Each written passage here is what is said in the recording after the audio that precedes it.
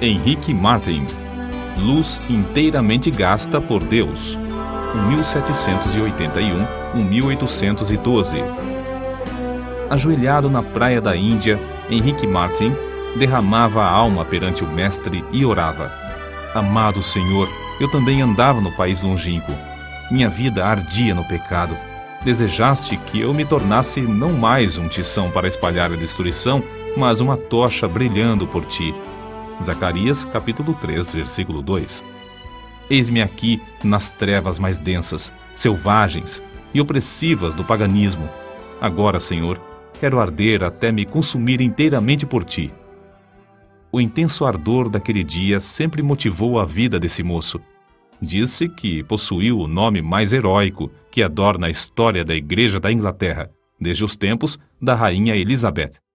Contudo, até entre seus patrícios, ele não é bem conhecido. Seu pai era de físico franzino, e após o seu falecimento, os 4 filhos, inclusive Henrique, não tardaram a contrair a mesma enfermidade, a tuberculose. Com a morte do pai, Henrique perdeu seu intenso gozo pela matemática e passou a se interessar grandemente pela leitura da Bíblia. Diplomou-se com mais honras do que todos da sua classe. O Espírito Santo, porém, falou à sua alma: Buscas grandes coisas para ti, não as busques. Acerca dos seus estudos, testificou: Alcancei o ponto mais alto que desejara, mas fiquei desapontado ao ver como tinha agarrado apenas uma sombra.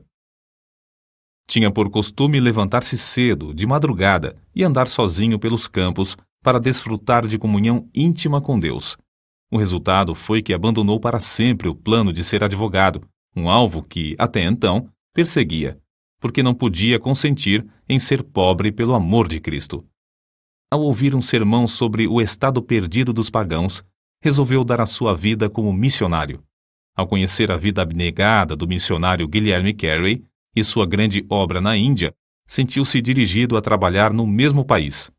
O desejo de levar a mensagem de salvação aos povos que não conheciam a Cristo tornou-se como um fogo inextinguível na sua alma pela leitura da biografia de Dave Brainerd, que morrera quando ainda muito jovem. Esse missionário partiu para a glória com a idade de 29 anos depois de dedicar sua vida inteiramente ao serviço de evangelização dos silvícolas da América do Norte. Henrique Martin reconhecia que, como haviam sido poucos os anos da obra de Dave Brainerd, assim também seria com ele. Então, se acendeu nele a mesma paixão de gastar-se inteiramente por Cristo no breve espaço de tempo que lhe restava. Seus sermões não consistiam em palavras de sabedoria humana, mas sempre se dirigia ao povo como um moribundo pregando aos moribundos. Havia um grande embaraço para Henrique Martin. A mãe de sua noiva, Lydia Grenfell, não consentiria que se casassem caso ele insistisse em levá-la para o estrangeiro. Henrique amava Lydia, e o seu maior desejo terrestre era estabelecer um lar e trabalhar junto com ela na seara do Senhor. Acerca disto, ele escreveu no seu diário: Continuei 1 hora a mais em oração, lutando contra o que me ligava. Cada vez que estava perto de ganhar a vitória, o coração voltava para o seu ídolo. Finalmente, deitei-me sentindo grande mágoa. Então, lembrou-se de Dave Brainerd, o qual negava a si mesmo todos os confortos da civilização. Andava grandes distâncias sozinho na floresta, passava dias com fome e depois de assim se esforçar por 5 anos, voltou para falecer tuberculoso nos braços da sua noiva, Jerusa, filha de Jonatas Edwards. Por fim, Henrique Martin também ganhou a vitória, obedecendo a chamada para sacrificar-se em prol da salvação dos perdidos. Ao embarcar para a Índia, em 1805, escreveu: Se eu viver ou morrer, que Cristo seja magnificado pela colheita de multidões para ele. A bordo do navio, ao afastar-se da sua pátria, Henrique Martin chorou como uma criança. Contudo, nada podia desviá-lo da sua firme resolução de seguir a direção divina. Ele era um tição arrebatado do fogo, e repentinamente dizia: Que eu seja uma chama de fogo no serviço divino. Depois de 9 longos meses a bordo, e quando já se achava perto do seu destino, passou um dia inteiro em jejum e oração. Sentia quão grande era o sacrifício da cruz e como era igualmente grande a sua responsabilidade para com os perdidos na idolatria da Índia. Continuava a repetir: tenho posto vigias sobre os teus muros, ó Jerusalém. Eles não se calarão jamais, em todo o dia, nem em toda a noite. Não descanseis vós os que fazeis lembrar a Jeová, e não lhe deis a ele descanso, até que estabeleça, e até que ponha a Jerusalém por objeto de louvor na terra. Isaías capítulo 62, versículo 6. A chegada de Henrique Martin à Índia, no mês de abril de 1806, foi também em resposta à oração de outros. A necessidade era tão grande nesse país que os poucos obreiros concordaram em se reunir em Calcutá de 8 em 8 dias para pedir a Deus que enviasse um homem cheio do Espírito Santo e poder à Índia. Martin, logo ao desembarcar, foi recebido alegremente por eles como resposta às orações. É difícil imaginar o horror das trevas em que vivia esse povo, entre o qual Martin se achava. Um dia, perto do lugar onde se hospedara, ouviu uma música e viu a fumaça de uma das piras fúnebres de que ouvira falar antes de sair da Inglaterra. As chamas já começavam a subir do lugar onde uma viúva se achava sentada ao lado do cadáver de seu marido morto. Martin, indignado, esforçou-se, mas não pôde conseguir salvar a pobre vítima. Em outra ocasião, foi atraído pelo ruído do símbolo a um lugar onde o povo fazia culto aos demônios. As pessoas ali reunidas se prostravam perante o ídolo, obra das suas próprias mãos, a quem adoravam e temiam. Martin sentia-se mesmo na vizinhança do inferno. Cercado de tais cenas, ele se aplicava mais e mais, sem se cansar, dia após dia, a aprender a língua. Não desanimava com a falta de fruto da sua pregação, reconhecendo ser de maior importância traduzir as Escrituras e colocá-las nas mãos do povo. Com esse alvo, perseverava cuidadosamente no trabalho de tradução, aperfeiçoando a obra pouco a pouco e parando de vez em quando para pedir o auxílio de Deus. Extraído de um dos seus sermões, conservados no Museu Britânico, o próximo texto denota como a sua alma ardia no firme propósito de dar a Bíblia ao povo. Pensai na situação triste do moribundo, que apenas conhece bastante da eternidade para temer a morte, mas não conhece bastante do Salvador para olhar o futuro com esperança.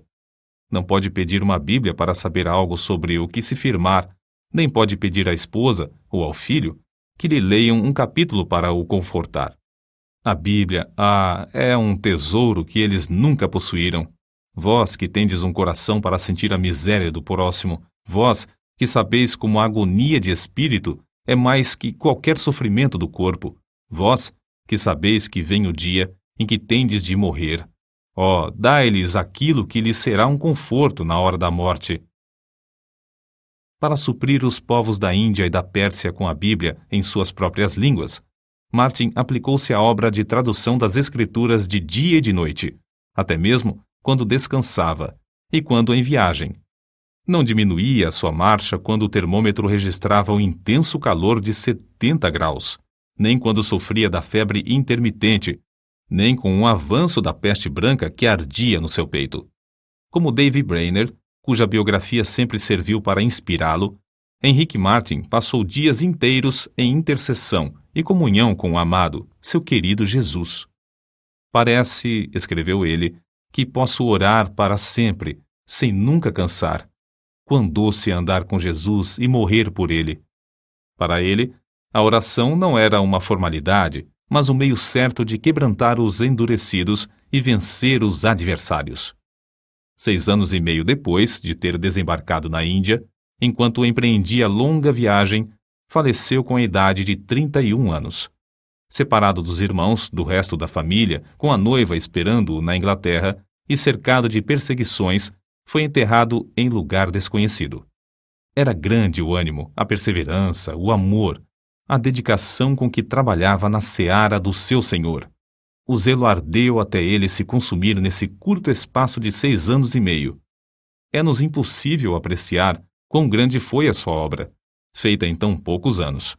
Além de pregar, conseguiu traduzir porções das Sagradas Escrituras para as línguas de 1/4 de todos os habitantes do mundo. O Novo Testamento em hindu, hindustão e persa, e os evangelhos em judaico-persa são apenas uma parte das suas obras. 4 anos depois da sua morte, nasceu Fidelia Fiske, no sossego da Nova Inglaterra. Quando ainda aluna na escola, leu a biografia de Henrique Martin. Andou 45 quilômetros de noite, sob violenta tempestade de neve, para pedir à sua mãe que a deixasse ir pregar o evangelho às mulheres persas. Ao chegar à Pérsia, reuniu muitas mulheres e lhes contou sobre o amor de Jesus, até que o avivamento em Oromiar tornou-se outro Pentecostes. Se Henrique Martin, que entregou tudo para o serviço do Rei dos Reis, pudesse visitar a Índia e a Pérsia hoje, que grande obra encontraria! Obra feita por tão grande número de fiéis filhos de Deus, nos quais ardeu o mesmo fogo pela simples leitura da biografia desse pioneiro.